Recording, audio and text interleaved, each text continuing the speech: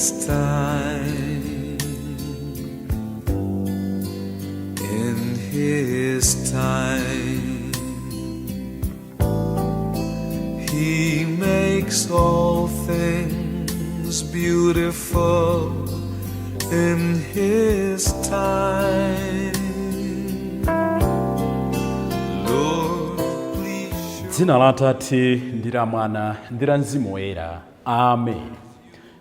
Kodi ndidzatuma yani? Pali funso limene tonsefe tikuyenera tiyankhe. Kodi ntume yani Ambuye chauta pa Yesaya 6:8. Mneneri Yesaya akutithandiza kuti tingayankhe bwanji maonena kuti ndilipo ino Ambuye tumeni. Lero ndi Loweruka la Mulungu wa 14 pa chaka pa 9 July chaka cha 2022. 9 July ndi tsiku langa lopambana kwambiri.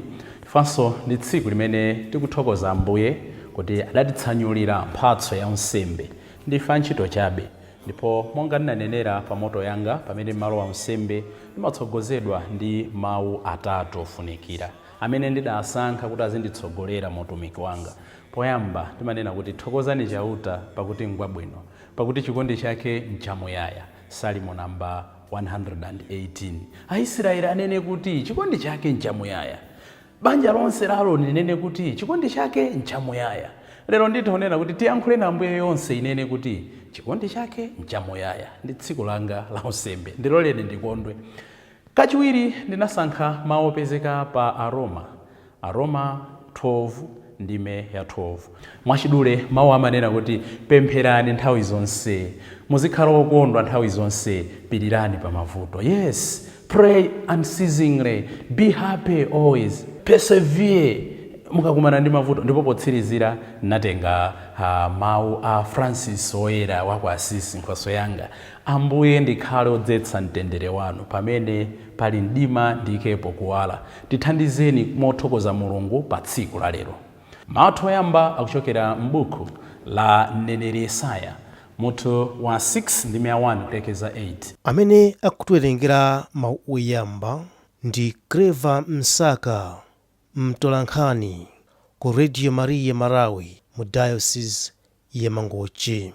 Ndipo mthenga wathu wabwino ndi monga adalembera Mateyo Woyera mutu wa 10 ndime ya 24 kulekeza 33. Amene akutiwerengera mthenga wabwino komanso kutigawira mawu ndi Father Francis Damaseke, National Coordinator for Catholic Social Communications and Research Commission, ECM. Mawu oyamba. Mawu a m'buku la mprofeti Yesaya. Yesaya mutu wa 6 ndime ya 1 mpaka na ya 9. Chaka chimene mfumu Uziya adamwalira, ndidaona Ambuye atakhala pa mpando waufumu wautali wokwezedwa. Mkanjo wawo unali wautali kwambiri, kotero kuti udadzaza nyumba yawo yonse. Pamwamba pawo padayimirira aserafi. Aliyense anali ndi mapiko 6, awiri ophimbira kumaso, awiri ophimbira mapazi, awiri owulukira. Aserafiwo ankafuwulirana kuti, ngoyera, ngoyera, ngoyera chauta wamphamvu zonse, ulemerero wake wadzaza dziko lonse lapansi. Chifukwa cha kufuwulirako, maziko a zitseko ndi ziwundo adagwedezeka, ndipo mnyumba ya chautamo mudangoti usipha. Apo ine ndidati, tsoka langa ine ndatayika, pakuti ndine munthu wapakamwa poyipa, ndipo ndimakhala pakati pa anthu apakamwa poyipa. Komabe maso anga aona mfumu, chauta wamphamvu zonse. Pomwepo mmodzi mwa aserafi aja adawulukira kwa ine, ali ndi khala la moto m'manja mwake. Khalalo adalichotsa pa guwa lansembe ndi mbaniro, ndipo adandikhudza pakamwa ndi khala la moto nati, taona, ndakukhudza milomo ndi khalali. Kulakwa kwako kwachotsedwa, machimo ako akhululukidwa. Kenaka ndinamva mawu a Ambuye akuti, kodi ndidzatuma yani? Ndani adzatipitire? Apo ndidati, ndilipo ine, tumeni. Ndipo Ambuyewo adati, pita, kawawuze anthu amenewa kuti kumva muzimva koma osamvetsa, kupenya muzipenya koma osazindikira. Mawu a Ambuye. Ambuye akhale nanu. Mawu a Uthenga Wabwino monga adalembera Mateyu oyera. Ulemu kwa inu Ambuye. Mutu wa 10 ndi 24 kulekeza 33. Pa nthawi yomweyo Yesu adati, paja ophunzira saposa mphunzitsi wake, ndipo antchito saposa mbuye wake ayi. Nkukwanira ophunzira kuti alingane ndi mphunzitsi wake ndiponso antchito kuti alingane ndi mbuye wake. Tsono ngati mwini banja anthu amutcha Beelzebul, nanji ambanja mwake kodi sadzawatcha mayina oyipa kuposa apa? Choncho inu musamaopa anthu. Kanthu kalikonse kovindikirika kadzaululika ndipo kalikonse kobisika kadzadziwika. Zimene ndikukuwuzirani mchibisibisi inu mukazulule poyera, ndipo zimene mukuzimvera m'manong'onong'o inu mukazilalike pa madenga. Musamaopa amene amapha thupi koma sangathe kupha mzimu. Makamaka muziopa amene angathe kuononga thupi ndi mzimu omwe m'Gehena.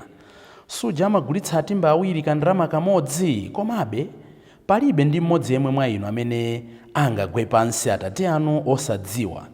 Inuyotu ngakhale tsitsi lanu lomwe lakumutu kwanu adaliwerenga lonse. Choncho musati muziopayi.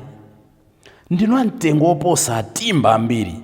Aliyense ndivomereza pamaso pa anthu, inenso ndidzamvomereza pamaso pa Atate anga amene ali kumwamba.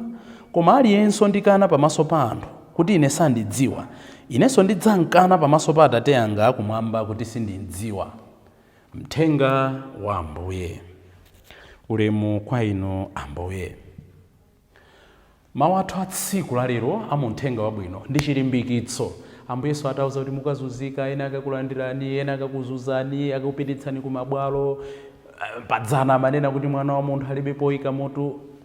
Akhala ngati ophunzira Ambuyeso adzadzidwa ndi mantha, koma lero akuwalimbitsa mtima. Lero akutilimbitsa mtima, tisamaopa pa utumiki. Anthu adzatisemera zinyawu ma social media mu, tisamaopa. Anthu adzatikambira zoyipa, bambo amene uja mwakuti tisamaopa. Anthu adzakukambirani zoyipa, pati yankhuleni Ambuye paja mwakuti musamaopa. Iye amene adatipatsa utumiki ndi oposa zonse. Mawu athu amene timafuna tikhazikike tsiku la lero ndi mawu athu oyamba, kuyitanidwa kwa mneneri Yesaya kapena kuti Isaiah. Ndiye timafuna kuti tigawane mawu amenewa potengera zimene timachita ku primary. Aphunzitsi amati hands up, kenaka timati sideways, kenaka timati down. Ndimafuna kuti pamene tikukambirana mawu athuwa zimenezo zidzale mmutu mwathu. Hands up, sideways, down. Mwachidule uthenga wathu wa mawu oyamba ndi manja mmwamba kapena maso mmwamba, maso mkati, maso mbali. Tigawana choncho uthenga wa tsiku limeneli. Poyambirira tikumva kuti Aisraeli ali pa imene timanena kuti crisis. Mfumu Uziya yamwalira.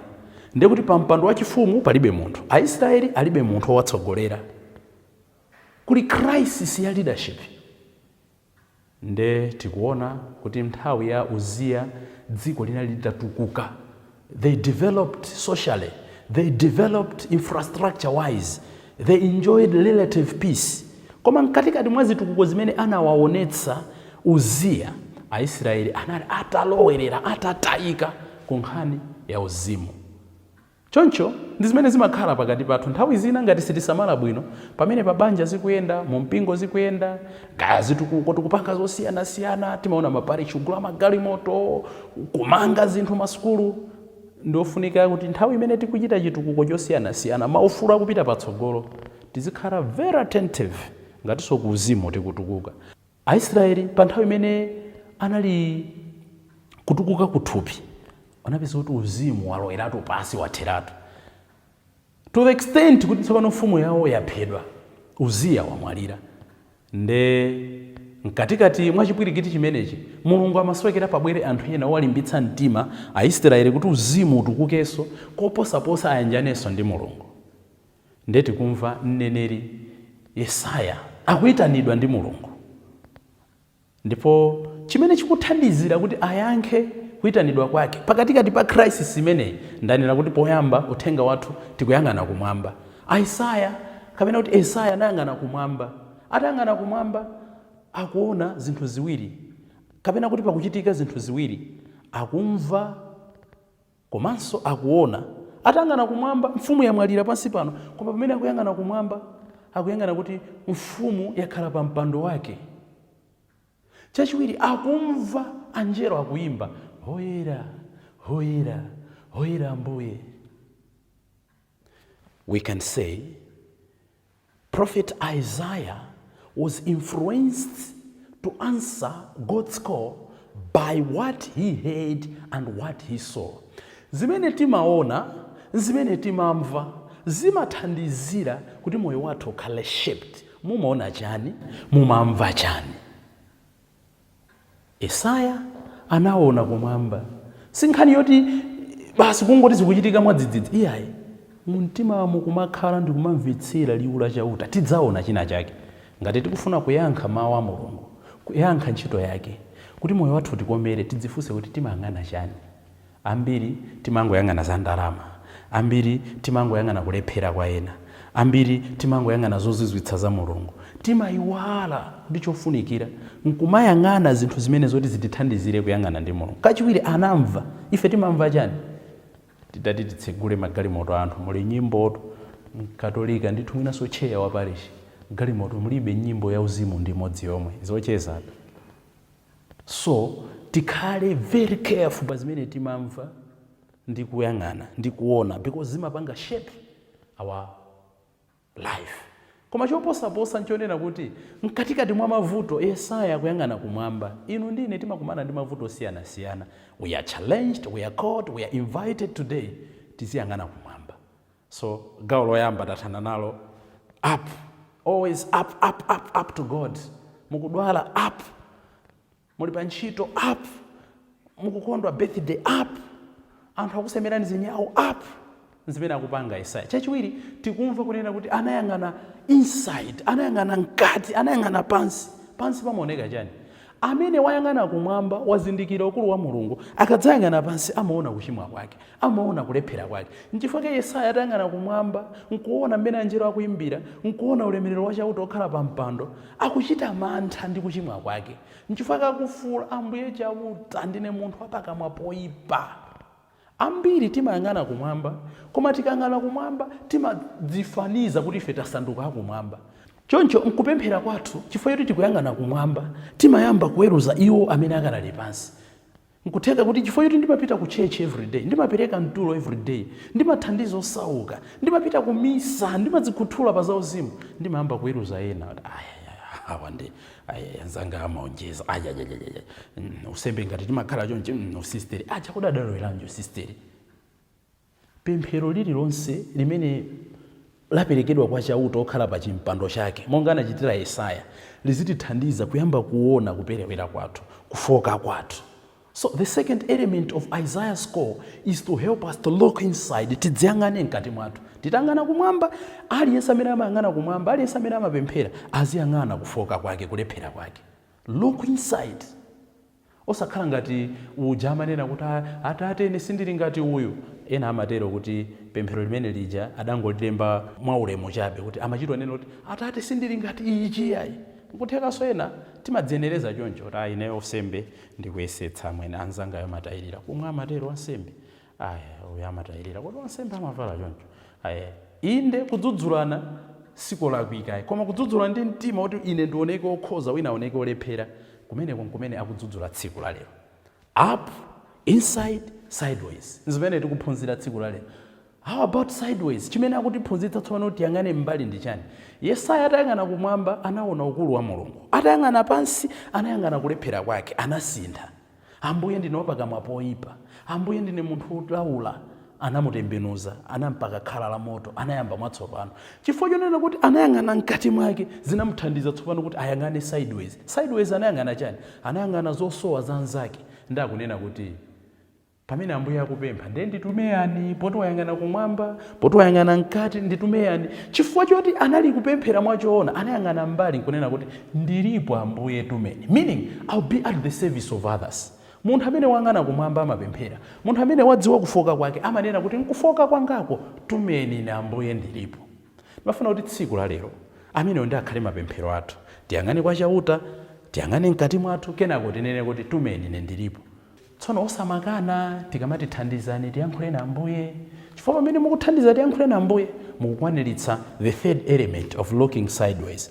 Ka COVID kamene mudapereka kacha nkamene tikuyendetsera tima video tatu, nkamene Felix amapita ku Phalombe kukajambula, amapita ku Chiringa kukajambula, amapita ku Nzuzu kukajambula, ndi kamene timakonzetsera timakamera tathu tikaonongeka, ka kompyuta kathu kakaonongeka. Komanso kuti Felix azigulako kasopo ndiye kuti ukuyang'ana sideways kumene mmaparishimo akamati tipereke mtulo ndikhani kuti ukafikire kwa anthu ambiri. Tapempha Ambuye lero atithandize kukhala anthu oyang'ana kumwamba, oyang'ana mkati, oyang'ana mbali. Limene likhale pemphero lathu tsopano ndi pa nthawi zosatha. M'dzina la Atate ndi la Mwana ndi la Mzimu Woyera. Amen. Lord, my life to you I bring. May each song I have to sing be to you.